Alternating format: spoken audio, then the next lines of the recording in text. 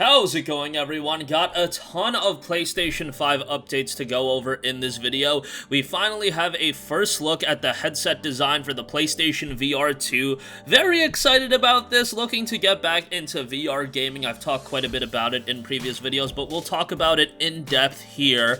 A lot of buzz surrounding this. Elden Ring has gotten a brand new launch trailer. We'll talk about that ahead of its February 25th release date. That is approaching incredibly quickly, just a few days away from that, and I know a lot of you guys are incredibly excited about that. On top of that, Elex 2 has gotten a new explanation trailer, so we'll take a look at the trailer for Elex 2. I actually just played like an hour of the original Elex the other day, right after completing Horizon Forbidden West. I wanted to take a little bit of a break, and I was like, you know what, let's jump into a game that, you know, will get me ready for the sequel, because I hadn't played the original in a while, and I'll talk a little bit about my experience. Only played it for an hour, for a little bit of a refresh, but we'll talk that. And also, a fighting game in Omen of Sorrow has been confirmed for a PlayStation 5 release. We'll talk that at the end of this video. Before I get into all of the news, first off, as we're going to talk about VR2, I want to hear from you guys in the comments section down below. What is going to sell you on VR2? Are you already sold on it? Did you love VR1 and this is just going to be an upgrade of that, so you're already getting it? Is it an issue of comfortability? Is it an issue of, you know, actually having the space to hook it up? Are you into VR at all? Do you need IP and games to sell you on it? I mean, we got Horizon Call of the Mountain, so that seems like a pretty big game to me. Or is VR just something you're not interested in? I want to hear from you guys, so leave a comment down below and I'll try to respond to some of you guys. We can get some discourse going on there as well. But first up, the first look design at the PlayStation VR2 headset. Now, much like the PlayStation 5, they are going for a predominantly white look, so for apes like me that are absolutely disgusting, we better clean up and make sure that our hardware does not get messy, if you know what I'm saying. No, seriously, like, I do kind of live like an ape, so yeah, I'm gonna have to, you know, tidy things up a little bit, but, you know, the PlayStation 5 has taught me to do that. I kid. Only, I mostly kid, but nevertheless, Hideaki Nishino spoke a little bit about it on the PlayStation blog, noting, "Today, I am especially pleased to reveal the stunning new design of our next-generation VR headset, PlayStation VR2, together with an updated and final design image of our PSVR2 Sense controller. It has a similar shape to the PSVR2 Sense controller, taking on a matching orb look. The circular orb shape represents the 360-degree view that players feel when they enter the virtual reality world, so this shape captures it nicely." Kind of like the look of it. I mean, the VR headset itself, I'm looking at my PS4 VR right now. It looks, you know, mostly similar outside of the color scheme, but yeah, I'm digging the look of it. The design of the PSVR2 headset was also inspired by the look of the PlayStation 5 family of products, so obviously, yeah, I can see the resemblance right there. It looks like they're going for some harmony and there's some synergy, so to speak. When our design team created the PS5 console, they also had the next generation VR headset in mind, so you'll notice some similarities in the look and feel. The PlayStation 5 console has flat edges as it's meant to be displayed on a flat surface, while there was more emphasis on adding roundness to the design of the VR2 headset, since it's meant to have constant human contact, similar to the rounded edges of the DualSense controller and the Pulse 3D headset. Our goal is to create a headset that will not only become an attractive part of your living room decor, but will also keep you immersed in your game world to the point where you almost forget you are using a headset or a controller. Yeah, definitely that's one of the, you know, main things with VR. I think you need to have it be aesthetic. I think you need to have it be, more than anything, comfortable and have it easy to access. They noted that's why we paid very close attention to the ergonomics of the headset and conducted extensive testing to ensure a comfortable feel for a variety of head sizes. We already had a lot of positive feedbacks on the ergonomics of the first PSVR headset by carefully balancing the headset weight and having a simple headband that can be adjustable. So we kept the same concept for the PSVR2 headset. Other features such as the headset's adjustable scope that places the scope area closer or further away from the face, and placement of the stereo headphone jack also remain the same, so players will have a familiar feel with it. For the VR2 headset, we took comfort a few steps further by adding new features such as lens adjustment dial. Fantastic, so users have an additional option to match the lens distance between their eyes to optimize their view. We also created a slimmer design with a slight weight correction Even with the new added features such as the new built-in monitor for the headset feedback, it was quite a challenge to create a slimmer design with new features added to improve upon our first headset, but our design and engineering teams proved this could be possible when we saw the final design. They also added a new vent design for the PSVR2 headset that they think the users will enjoy.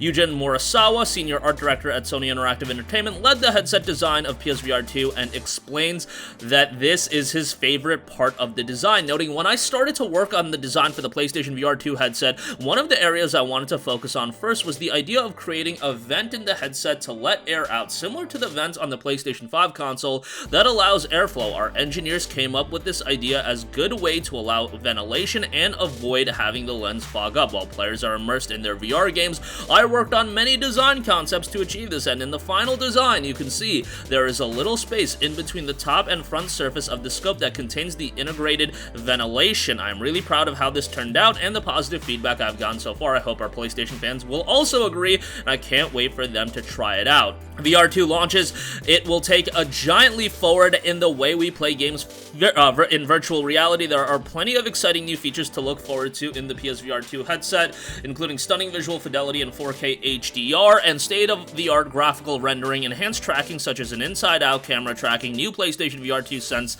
technology features such as headset feedback, and the new intuitive PSVR2 Sense controller that creates an incredibly deep feeling of immersion. PSVR2 development kits are already in the hands of game creators, and we are excited for what they'll come up with to truly make virtual reality a remarkable experience for gamers. We look forward to sharing more details about you with PSVR2 soon. Stay tuned. Alright, so a lot to digest there. Mostly this is in regards to the design, the feel, but that is an incredibly important element of VR going forward with the future of VR.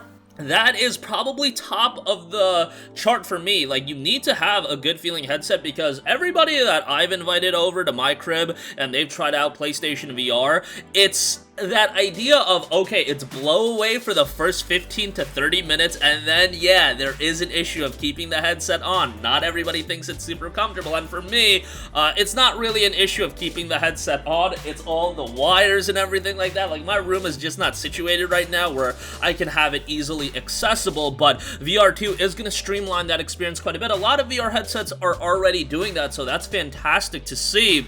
And that's really going to be the make it or break it for me. In reality, the true make it or break it along with that is going to be information that we don't entirely know about, and that is going to be the price point. More than anything, I really think the price point is going to be the make it or break it, because to me, I don't know, man, getting this to $500 is going to be very, very difficult, and I could easily see, like, the bundle with all the accessories and everything like that, you know, get up to $600, $650, and at that point, that is going to be a very hard sell. Obviously, VR2 is going to have, you know, it's not going to be that everybody with a PS5 right now picks up VR2. It's going to go for a small audience at this stage of the game because, you know, there's not even that many PS5s out to consumers at this point, and you're talking about people need to buy the PS5 first, and there's a lot of people that want a PS5 and can't get it, and maybe those people are also interested in VR2, but if you're talking about picking up a scalped-up price PS5 and then VR2, well, that's going to be dicey, and who knows, if VR2, if they do scale it back where production is going to be limited, just because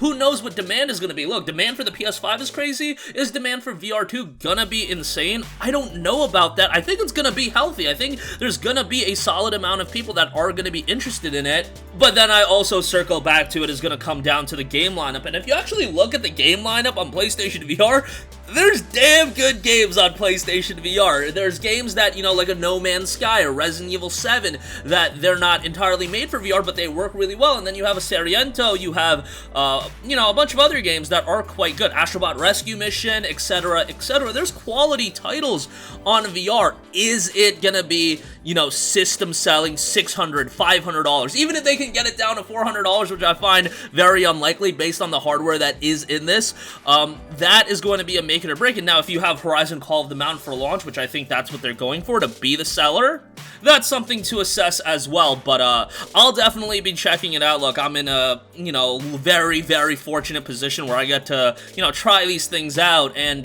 you know, have, you know, give you guys my assessment of them, but I think for, you know, the normal person, a lot of people still need to get a PS5. There's a lot of games coming out that are, you know, they're standard games for their PS5, and then you throw in VR as well, and I am also interested interested how Sony is going to separate, you know, they gotta have games ready that are just gonna be their, you know, true to form Sony first-party titles. Your God of Wars, your Horizons, your Spider-Man 2s, your Wolverines, etc., but then you also want to make quality VR IPs, you know, making, having a healthy split of those two. Like, I don't think it's going to be a 50-50, but you do got to put some resources behind VR, and they did for VR, the original VR, you know. It wasn't a case like the PlayStation Vita where it was hot and heavy for the first year, and then everything went to hell after the release of Killzone Mercenary like it was with the Vita, and Sony sometimes gets flack for that, where they release hardware, it's, you know, they're super into it for a year, 16 months, and then it just goes all to hell. PlayStation Move, PlayStation Eye, PlayStation Vita, even the PSP. Remember, the PSP, like, they supported it for a little bit, but then they kind of pushed back on it, and then they ultimately started supporting it again with, like, Resistance Retribution and whatnot.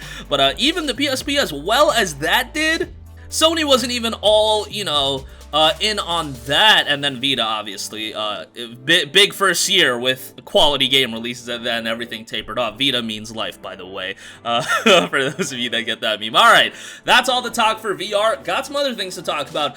Elden Ring just got a brand new launch trailer. Nice to see more and more content of this rolling out. This is about 2.5 minutes, and again, showcases some of the different regions you're gonna visit, some of the gameplay. This game is looking tremendous. Like, I know that people aren't super high on this game from a visual standpoint, but the Souls games, it's not like they need to look blow away visually, and it is a cross-gen game. But again, we talk about cross-gen games, and Horizon Forbidden West looks absolutely incredible, so I kind of need to, you know, stop bringing that fact up. Hey, if you want to push the limit of the PS5, Forbidden West does a pretty good job. I do think, you know, if it was a true exclusive, it'd look better, but cross-gen games can look pretty incredible. But Elden Ring, the main importance of this is from a gameplay standpoint, and based on what I'm hearing from people that have looked at the spoilers and spoiler gameplay, I haven't looked at the spoilers myself, but based on what they're telling me, the game is looking incredible. I don't want to spoil myself this. I'm going to jump in at midnight, February, I guess, yeah, 25th. It would technically be the 25th, but I'm going to stay up, and this is going to be another game that I'm going to try to play the hell out of over the weekend.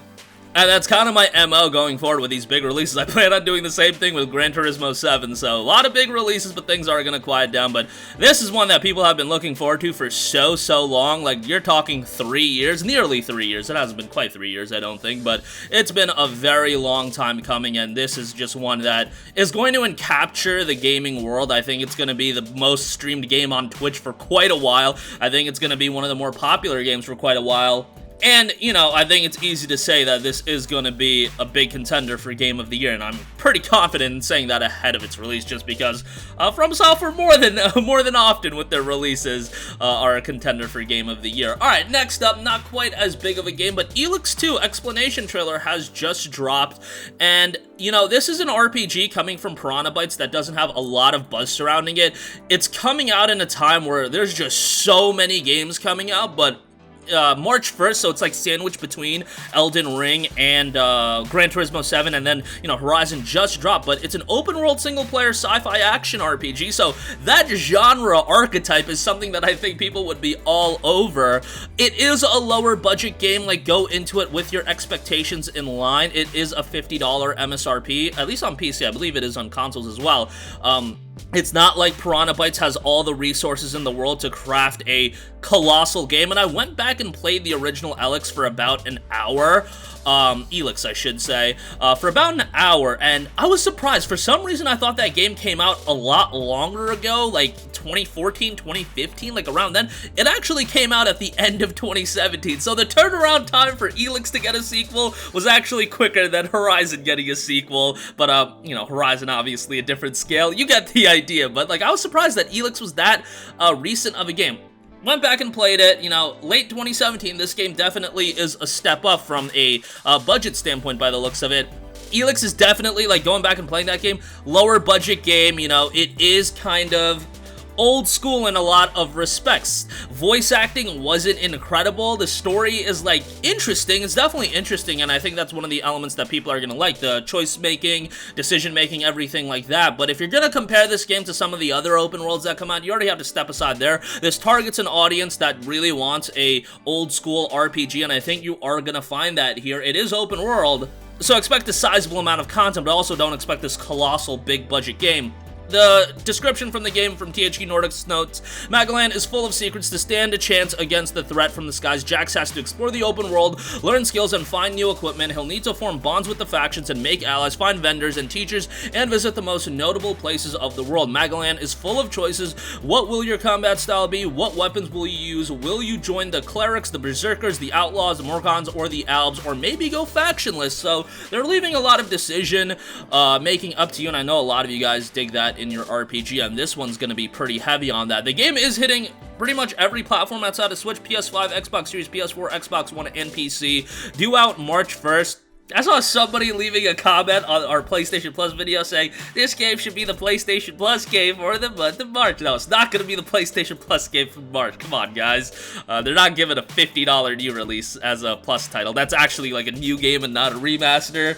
Although they actually have done that in the past, so who am I talking about? But the game's already available to pre-order on the PlayStation Store, so I don't think that's going to be the case. So I don't get your hopes up on that. Lastly, I do want to note, Omen of Sorrow has been confirmed for a PlayStation 5 release. This game was initially announced for a PC release on Steam, but we are getting a physical release and a digital release, of course. Pre-orders will be opening up this coming Thursday, February the 24th. Omen of Sorrow is like a horror fighting game. It notes it brings monsters of horror, literature, and mythology together for a fighting game experience unlike any other, inspired by numerous arcade classics, but offering its own unique innovations and mature aesthetics. Omen of Sorrow positively bleeds style. A game that visually has some, flair to it. Notes select from a varied roster of characters inspired by horror classics, use cinematic finishers to take down opponents in style, explore single-player modes against the CPU, or challenge friends online, strategize on the fly, and turn the tide of battle through aggressive play. We don't have an official release date for this. Do we have a window? Yeah, I don't think we even have a window. Now, there will only be 2,000 limited edition copies of this game produced for the Nintendo Switch and 1,000 for PlayStation 5. Take that as you will. If you do want to pre-order it, I believe it'll be available on Play Asia, so you can check that out. Like, if you're super into collecting, 1,000 copies of a game, I don't know, man. You can take that for what you will. I'm not going to be getting a physical copy. But yeah, if you are into that, I'll leave a link in the description box below. But that is going to do it for me. We talked a lot in this video. Again, let me know your thoughts on PlayStation VR 2. What would it require for you to be sold on PlayStation VR 2? Let me know. Like, do you have any interest in VR? Is it just something you're not completely sold on? Sound off in the comments section down below. Also, Elden Ring gets a launch trailer. Elex 2 gets its explanation trailer. That game's right around the corner as well. Next week, March 1st. That's next Tuesday. We're already in March of this year. Coming up soon here. So yeah, and Omen of Sorrow also coming to PlayStation 5. That's going to do it for me. Sound off with all of your thoughts in the comments section down below. Thank you for watching, and goodbye. Hey guys, we hope you enjoyed the video, and if you did, make sure to hit the subscribe button, and if you're already subscribed, do us a favor and hit the bell icon. This way you'll be notified whenever we post a new video. That's the best way to keep up with all of our uploads, and we usually try to upload 2 videos a day. And with the bell icon hit, you'll be notified whenever we do upload a video. As always, thanks for watching.